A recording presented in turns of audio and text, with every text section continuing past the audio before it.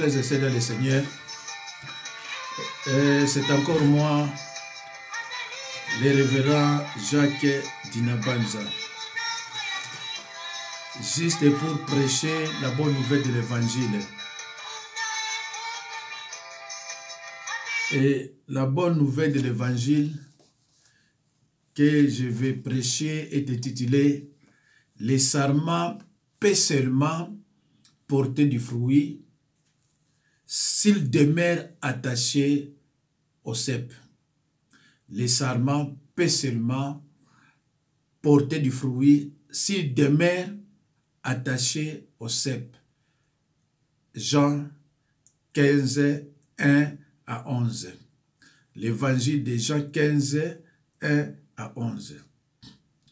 Frères et sœurs en Christ dans le Seigneur, dans l'Ancien Testament, la nation d'Israël est présentée comme une vigne plantée par l'Éternel. Dans l'Ancien Testament, la nation d'Israël est présentée comme une vigne plantée par l'Éternel.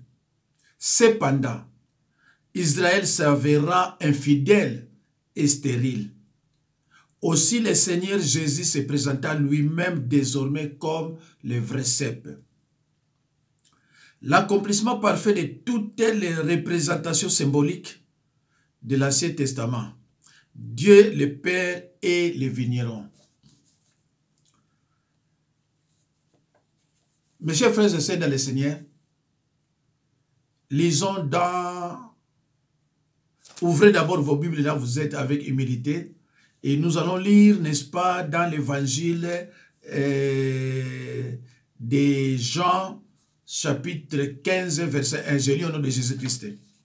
Je suis le vrai cep, et mon Père est le vigneron. Mes chers frères et sœurs dans le Seigneur, Jésus est le vrai cep. Alors le Père est le vigneron. Et les disciples, les sarments. Le texte souligne l'importance pour les croyants de rester attachés au vrai cep qui symbolise le Christ, afin de porter du fruit en abondance. Jésus a dit, ce n'est pas vous qui m'avez choisi, mais moi je vous ai choisi et je vous ai établi afin que vous alliez et que vous portiez du fruit et que votre fruit demeure, afin que ce que vous demanderez au Père à mon nom, il vous le donnera. Frères et sœurs en Christ, les cep, c'est le pied de vigne, et les sarments sont les branches qui portent du cep et qui peuvent porter les grappes. Émondé est un vieux mot qui veut dire couper quelques branches en mauvaise santé ou qui risquent de ne pas produire de fruits. Nous sommes comme une branche accrochée à Jésus qui nous nourrit. Nous sommes comme une branche accrochée à Jésus qui nous nourrit. 2. Tout sarment qui est à moi et qui ne porte pas de fruits, il les retranche. Et tout sarment qui porte du fruit, il les monde, afin qu'il porte encore plus de fruits. Ça, c'est Jean 15, verset 2. Mes chers frères et sœurs dans le Seigneur, le rôle premier du Père est de retrancher tout sarment qui ne porte pas de fruits. Le fruit dont il est question est à la fois la sainteté de la vie personnelle des disciples et la poursuite du ministère de Jésus. Judas Carios est un disciple qui n'a pas porté de fruits. Lui qui a cessé de suivre Jésus et qui s'en a étalé pour les trahir. S'il ne faisait pas, il risquait de prendre le même chemin que Judas. Mes chers frères et sœurs, il faut faire attention et ne risquez pas de prendre un chemin, le chemin que Judas a pris.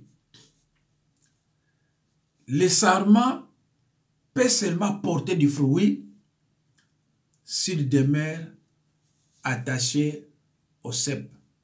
Et le vrai cep, c'est Jésus-Christ. Ces branches qui n'ont pas été retranchées pouvaient s'attendre à être émondées pour porter encore plus de fruits.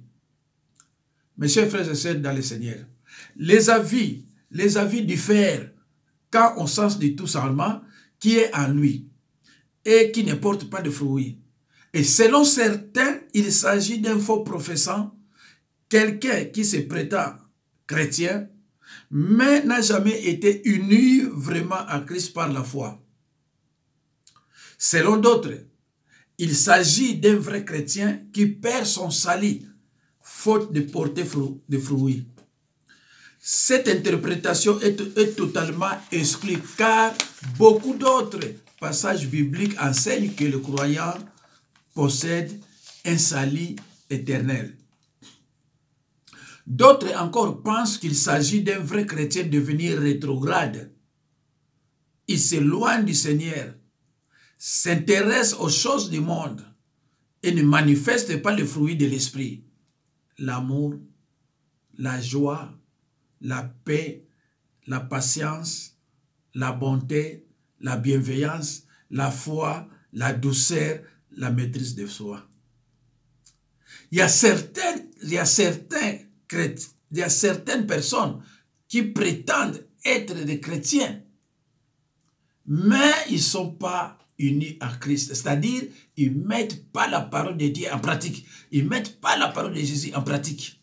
Donc, ils font ce qu'ils veulent. Mais ils se déclarent chaque fois être des chrétiens, c'est-à-dire des croyants nés de nouveau. Mes chers frères et sœurs dans le Seigneur, les sarments qui portent du fruit et les chrétiens qui deviennent de plus en plus semblables au Seigneur Jésus. Mes chers frères et sœurs, un sarment qui porte du fruit doit impérativement être semblable à Jésus-Christ. Comme Dieu est amour, Dieu veut que nous soyons porteurs de ce message d'amour. Que nous soyons ses imitateurs. Mes chers frères et sœurs dans le Seigneur, les sarments qui portent du fruit et les chrétiens qui deviennent de plus en plus semblables au Seigneur Jésus. Même ces sarments ont besoin d'être taillés et nettoyés. Tout comme un vrai sarment doit être débarrassé des insectes, du mildiou et autres champignons. Les chrétiens doivent être purifiés du monde qui s'attache à lui. Mes chers frères et sœurs, dernièrement j'ai prêché un enseignement intitulé « N'aimez point du monde, n'aimez point le monde, ni les choses qui sont dans le monde. Car celui qui aime le monde, l'amour de Dieu n'est point à lui. » Et celui qui veut s'attacher à Christ, celui qui veut être uni à Christ, doit se retirer du monde. Et il va porter du fruit. Verset 3. Déjà, vous êtes purs à cause de la parole que je vous ai annoncée. Mes chers frères et sœurs, Jésus dit à ses 11 disciples restants, déjà vous êtes émondés, déjà vous êtes purs à cause de la parole que je vous ai annoncée. Mais malgré leur pureté, le Père peut bien leur permettre de passer par des expériences déplaisantes afin de les affermir dans la foi et dans le ministère chrétien. Voir également 1 Pierre 4, 14.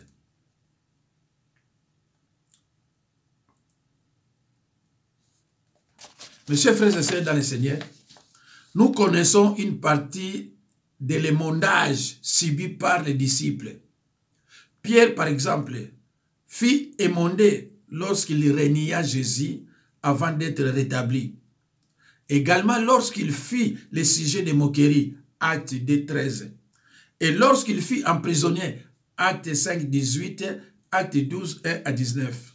Chaque émondage lui apporta une énergie supplémentaire pour avancer. Mes chers frères et sœurs dans le Seigneur, le verset 16 nous enseigne l'agent purificateur est la parole du Seigneur. À l'origine, les disciples avaient été purifiés par la parole à l'époque de leur conversion. Pendant que le Sauveur leur parlait, sa parole opéra un effet purificateur dans leur vie. Ainsi, ce verset 3 peut se référer à la fois à la justification et à la sanctification. 4. Demeurez en moi et je demeurerai en vous. Comme le sarment ne peut de lui-même porter du fruit s'il demeure attaché au cep. Ainsi, vous ne le pouvez non plus si vous ne demeurez en moi. Mes chers frères et sœurs dans le Seigneur, en tant que vrai cep, Jésus rendra les sarments capables de porter du fruit. Il a utilisé une image empruntée au monde agricole, à savoir une branche qui n'est pas attachée à une plante ne tirera pas de sève et ne donnera pas non plus de fruits. Et il a appliqué cette vérité au domaine spirituel. Mes chers frères et sœurs dans le Seigneur, l'exhortation demeurez en moi rappela aux disciples qu'ils devraient prendre l'habitude de puiser leur énergie en Jésus. L'exhortation demeurez en moi rappela aux disciples qu'ils devraient prendre l'habitude de puiser leur énergie en Jésus. Demeurer en Jésus allait de pair avec le fait que lui-même demeure en ses disciples. Par ces paroles, Jésus exhorta les disciples à assumer leur part de responsabilité. Il est nécessaire de noter que ce passage n'a pas pour sujet la perte du salut ou la sécurité éternelle du croyant. Il parle de ceux qui ont cru et porté du fruit. Celui qui a été retranché, c'est Judas Iscariote, qu'on peut assimiler à un croyant. Mes chers frères et sœurs dans le Seigneur, les sarments peuvent seulement porter du fruit s'ils demeurent attachés au cep. Les sarments peuvent seulement porter du fruit s'ils demeurent attachés au cep. Frères et sœurs en Christ, demeurer signifie rester à l'endroit où l'on se trouve. Demeurer signifie rester à l'endroit où l'on se trouve, c'est-à-dire prendre une position. Le chrétien a été placé en Christ. Voici désormais sa position. Sa position de demeurer en Christ. Parce que les sarments peuvent seulement porter du fruit s'ils demeurent attachés au cep. Dans sa marche quotidienne, il devrait demeurer dans une communion étroite avec le Seigneur. Les sarments demeurent attachés au cep et tirent de lui sa vie et sa nourriture. les sarments demeurent attachés au cep et tirent de lui sa vie et sa nourriture. De même, nous demeurons en Christ en passant du temps dans la prière, en lisant sa parole et en lui obéissant, et en étant sans cesse conscients de notre union avec lui. Les sarments peuvent seulement porter du fruit s'ils demeurent attachés au cep. De même, la seule façon pour le croyant de porter du fruit et de devenir semblable à Christ consiste à vivre en communion avec Christ instant après instant. 5. Je suis le cep. Vous êtes les sarments. Celui qui demeure en moi et en qui je demeure porte beaucoup de fruits. Car sans moi, vous ne pouvez rien faire. Mes chers frères et sœurs dans le Seigneur, sans Jésus, il n'y a pas de fruits du tout. Mais avec lui, non seulement les disciples porteront du fruit, mais ils en porteront même beaucoup. Pendant les années qu'il a passées avec eux, Jésus les a préparés à produire du fruit. Ils seront ceux qui établiront l'Église, née le jour de la Pentecôte, sur le fondement de la prédication des disciples. Ils travailleront avec d'autres hommes tels que Matthias, les remplaçants de Judas, Acte 1, 26. Avec Paul, qui fut institué apôtre de façon spectaculaire par Jésus ressuscité. Actes des apôtres 9, 1 à 30. Voir également Galates 1, 11 à 24. Et avec des évangélistes tels qu'Étienne, Acte 6, versets 5 à 8. Et Philippe, Acte 8, 4 à 40. Mes chers frères et sœurs, dans le Seigneur, ne confondez pas, s'il vous plaît, Philippe, dont on parle ici, dans Acte 8, 4 à 40, et l'apôtre Philippe. Celui-ci, c'est l'évangéliste Philippe, qui était choisi comme diacre par les apôtres, avec les diacres Étienne. Mais lorsqu'il est parti dans Samarie, prêcher la parole, il est appelé évangéliste Philippe. C'est lui qui avait 4 filles vierges qui prophétisaient. Donc il faut faire un peu la différence. C'est pour cela, mes chers frères et sœurs, Jésus-Christ ne cessait de dire, ceux qui sont mes frères et sœurs, ce sont ceux qui écoutent la parole de Dieu et qui la mettent en pratique. Un chrétien doit avoir la parole de Dieu comme fondement dans sa vie. Sinon, vous allez confondre les choses. Voilà. Alors, tous ces hommes formeront une équipe proclamant le message de Jésus. Ils avaient été désignés afin d'aller et de porter beaucoup de fruits. Nous sommes, nous aussi, appelés à faire de même. Et si nous ne portons pas de fruits, nous échouons dans notre mission.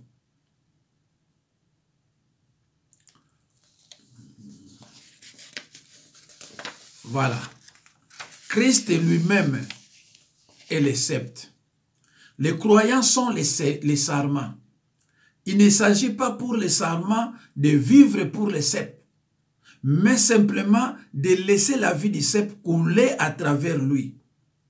Parfois, nous prions, Seigneur, aide-moi à vivre ma vie pour toi. Il serait plus exact de dire, Seigneur, vis ta vie à travers moi. Sans Christ, nous ne pouvons rien faire. Un sarment a un grand but. Le but est de porter du fruit. Le but d'un sarment, le but d'un disciple est de porter du fruit. Alors, le verset 6. Si quelqu'un ne demeure pas en moi, si quelqu'un ne demeure pas en moi, il est jeté dehors. Comme les sarments, et il sèche. Puis on ramasse les sarments, on les jette au feu et ils brillent.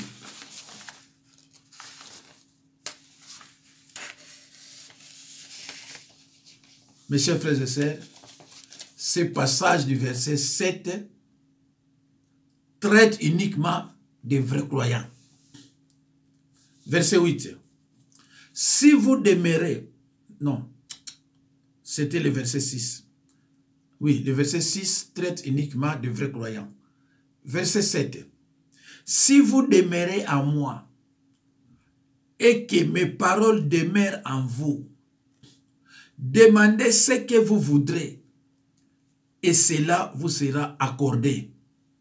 Frères et sœurs en Christ, demeurer en Christ constitue le secret d'une vie de prière réussie. Plus nous vivrons en communion avec le Seigneur, plus nous apprendrons à partager ses pensées.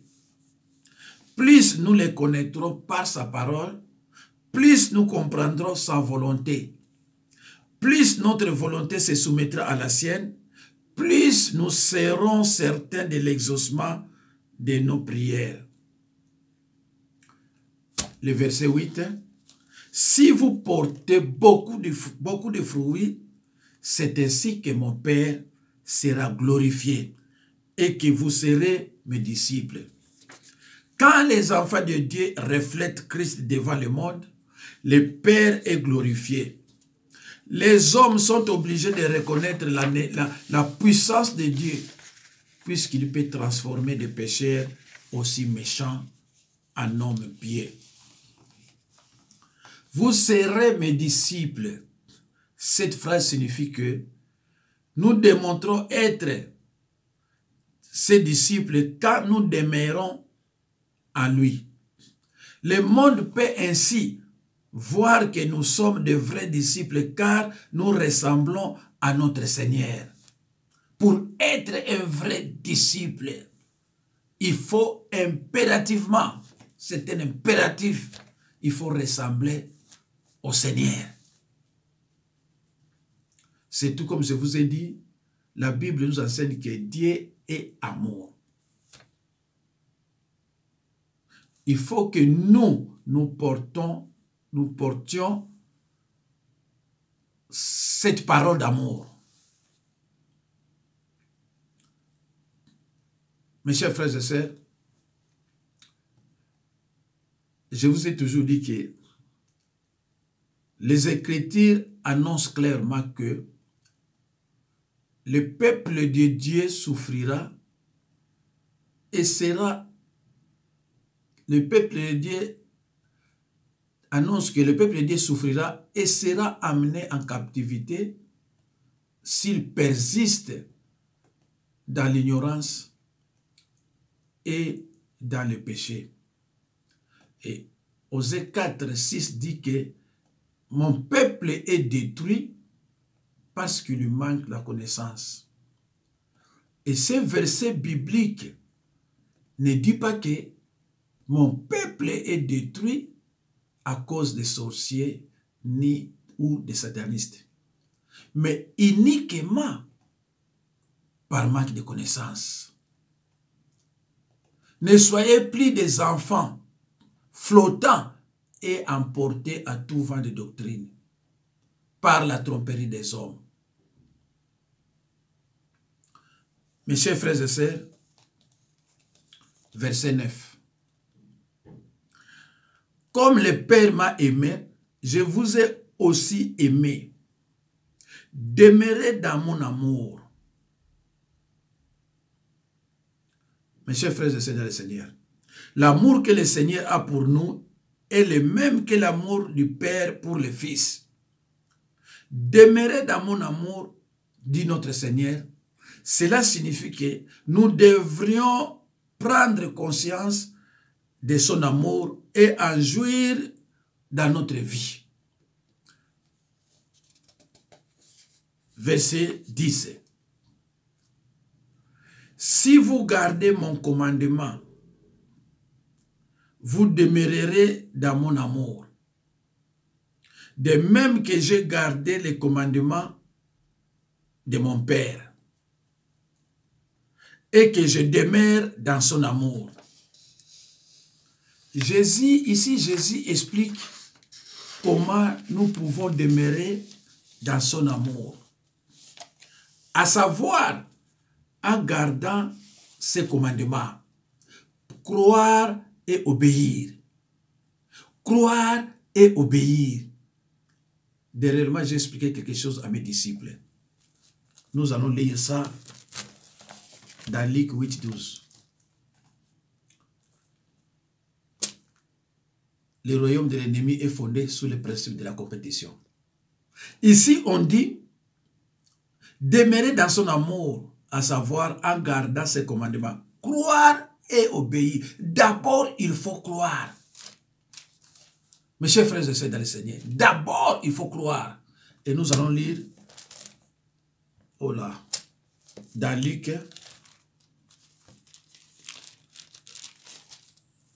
dans Luc 12, non, Luc 8, Luc 8, 12.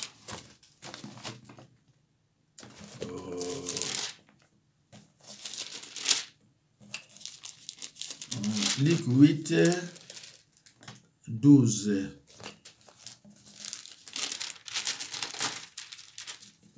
Voilà. Prenez vos Bibles chez vous et ouvrez-les avec humilité. Nous allons lire dans l'évangile de Luc, chapitre 8, verset 12. J'ai lu au nom de Jésus-Christ. Ceux qui sont les longs du chemin, ce sont ceux qui attendent. Puis le diable vient et enlève de leur cœur la parole, de peur qu'ils ne croient et qu'ils soient sauvés. Satan sait que si tu écoutes la parole de Dieu, tu vas croire. Pas seulement tu vas croire, mais tu seras sauvé. C'est pour cela, lui, précipite pour enlever la parole sémée dans votre cœur. Regarde-moi l'ennemi. Regardez l'ennemi. Ici, la Bible nous dit, demeurer dans son amour, à savoir en gardant ses commandements. D'abord, croire et obéir. La désobéissance conduit en enfer. Ici, on dit croire et obéir. Et dans Luc 8, 12, qu'est-ce qu'on dit? Puis le diable vient et enlève de leur cœur la parole de peur qui ne croient et soient sauvés. D'abord, il faut croire que Jésus-Christ a été ici avec nous. Et il a été humilié, traité comme un brigand, crucifié avec des brigands. Il faut d'abord croire à ça. Mais si tu ne crois pas, alors ça ne vaut même pas la peine. C'est pour cela que Satan fait le nécessaire d'enlever la parole sémée dans votre cœur. De peur. C'est écrit. Lisez dans Luc, vous ne voulez pas surtout lire la parole, mais lisez dans Luc 12, 8. Non, 8, 12, qu'est-ce qu'on dit? Luc 8, 12, je répète, excusez-moi. Ceux qui sont les longs du chemin, ce sont ceux qui entendent. Puis le diable vient et enlève de leur cœur la parole, de peur qu'ils ne croient et soient sauvés. Satan a peur qu'il ne croit. S'il croit, La parole est ancrée dans leur cœur. Ils ont un cœur réceptif. Ils seront sauvés. Alors il faudrait que je précipite pour enlever cette parole-là. Et ici, la Bible nous enseigne demeurer dans son amour, à savoir en gardant ses commandements. D'abord, il faut croire et obéir. Je crois que vous êtes suffisamment éclairés. Il faut croire et obéir. Si nous voulons jouir du vrai bonheur en Jésus, il faut croire et obéir. Si nous voulons jouir du vrai bonheur en Jésus, il faut croire et obéir. Mes chers frères et sœurs, il y a des gens qui se prétendent être des chrétiens, c'est-à-dire des croyants nés de nouveau. Parce que par définition, un chrétien, c'est un croyant né de nouveau.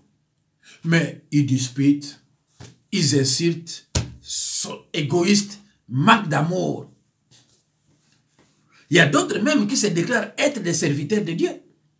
Mais ils n'ont pas d'amour. Des égoïstes, des escrocs, des voleurs. Ils ne sont pas unis. Ils ne sont pas unis en Christ. C'est pour cela dans Matthieu 5, 8, la Bible dit clairement, « Heureux ceux qui ont le cœur pur. Ce sont ceux-là qui entreront dans le royaume de Dieu.